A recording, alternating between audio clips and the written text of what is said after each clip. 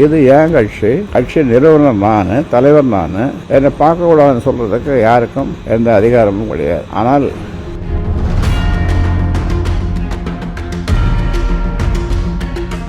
ஒவ்வொரு தரமும் ஒரு பொய்யை சொல்றாப்ல.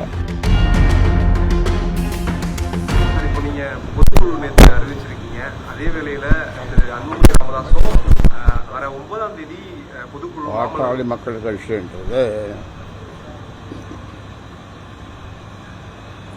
நான் உருவாக்கிய கட்சி. வியர்வை சிந்தி 96,000 கிராமங்களுக்கு சென்று வியர்வை சிந்தி வளர்த்த கட்சி.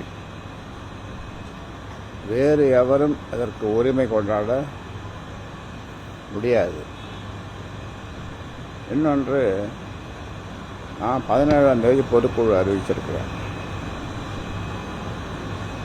என்னால் செயல் தலைவர் என்று சொல்லப்பட்ட அவர் 9ஆம் தேதி பொதுக்குழுன்னு சொல்கிறார். அது கட்சி விதிகளுக்கு புறம்பானது.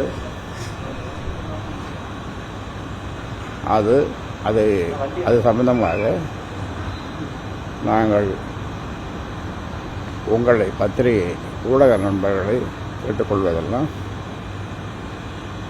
இது சம்பந்தமாக நீங்கள் உங்கள் கருத்துக்களை எழுதுங்கள். பொதுவாக ஒரு பொதுக்குழு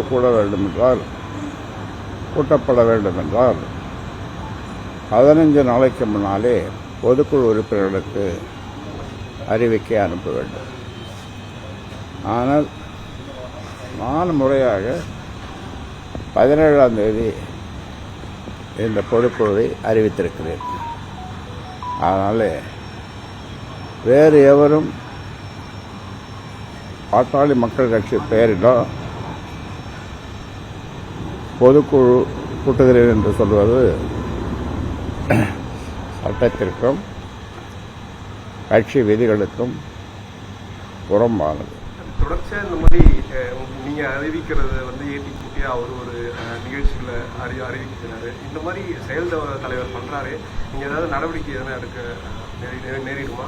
நடவடிக்கை அதாவது ஒவ்வொரு தரமும் ஒரு பொய்யை சொல்கிறாப்புல. என்னென்னா, என்னை அடிப்படை உறுப்பினர்களிருந்து நிற்கப் போகிறார்கள் மாவட்ட செயலாளர்களே. நான் மாவட்ட செயலாளர்கள் 108 பேரை என்னுடைய வீட்டுக்கு கூப்பிட்டு கட்சி பலப்படுத்தணும், தேர்தல் வந்துடுது, கட்சியை பலப்படுத்தணும் அப்படின்னு சொல்லுவதற்காக வர சொன்னேன். ஆனால் அதிகாலை 3 மணி வரைக்கும் இந்த 100 பேருக்கு போவாது அப்படின்ற பதில் சொல்லி ஃபோனில் சொல்லி 100 பேர் வரல. அந்த 100 பேர் யாருன்னா நான் போட்ட ஆளுங்க. அதோட இது ஏன் கட்சி நிறுவனர் நான், தலைவர் நான். என்னை பார்க்கக்கூடாதுன்னு சொல்றதுக்கு யாருக்கும் எந்த அதிகாரமும் கிடையாது. ஆனால் 100 பேர் வரவே இல்லை, 8 பேர் தான் வந்தாங்க. அதனால் நான் என்ன பண்ண, முறைப்படி 100 பேர் வராதனால அந்த 100 பேரையும் வேறு 100 பேரை நல்லா செயல்படக்கூடிய அதில் கட்சியினுடைய பழைய முன்னோடிகள் மூத்தவர்களை எல்லாம் நியமிச்சிட்டோம். நாம் நியமிச்சிட்டோம். ஆக 100 பேர் வராதவர்களுக்கு தண்டனையாக இதை செய்தோம். பிளே ஸ்டோர் மற்றும் ஆப் ஸ்டோரில் இருந்து பாலிமர் செயலியை QR கோடு மூலம் பதிவிறக்கம் செய்யுங்கள். செய்திகளை உடனுக்குடன் பெறுங்கள்.